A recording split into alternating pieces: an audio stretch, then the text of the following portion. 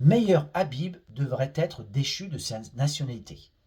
Alors en fait, c'est un titre provocateur, mais en même temps, quand on voit l'attitude de cet homme qui a représenté les Français à l'étranger, il a été député, il vient de l'UDI puis s'est rallié au LR. Cet homme a passé son temps à défendre Israël.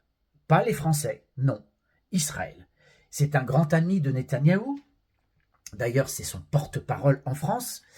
C'est pas le porte-parole de l'État français, mais c'est l'inverse. Il est le porte-parole de Netanyahou et de toutes ses politiques sionistes.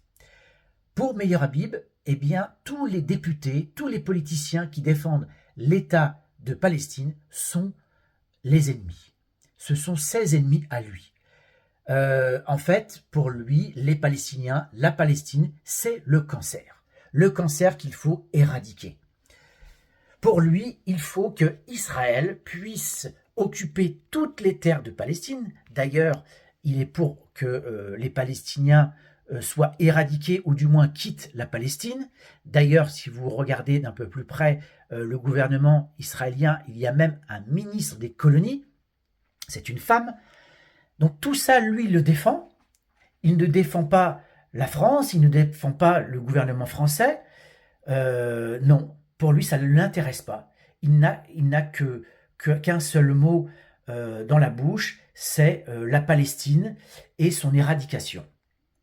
C'est quand même hallucinant que cet homme-là soit encore français. Pourquoi l'État français n'a pas lancé un processus pour que Meir Habib soit déchu de sa nationalité, puisqu'il aime à ce point Israël, Netanyahou et toutes les politiques de Netanyahou?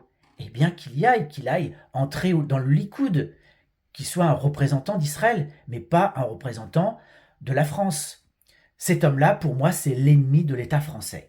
Et pour cela, il devrait quitter la France et aller en Israël. La France et Macron, qui a fait l'une des rares choses qui soit, on va dire, acceptable, c'est d'avoir reconnu l'État palestinien. C'est un minimum parce que la France aurait dû arrêter tous ses liens avec Israël, comme l'Europe d'ailleurs. On devrait arrêter toute politique économique, tout lien avec Israël. Et à la limite, pourquoi pas signer un pacte de non-agression avec l'État palestinien. Parce que là, c'est un génocide qui est commis en Israël, c'est une catastrophe. Dites-moi en commentaire ce que vous en pensez.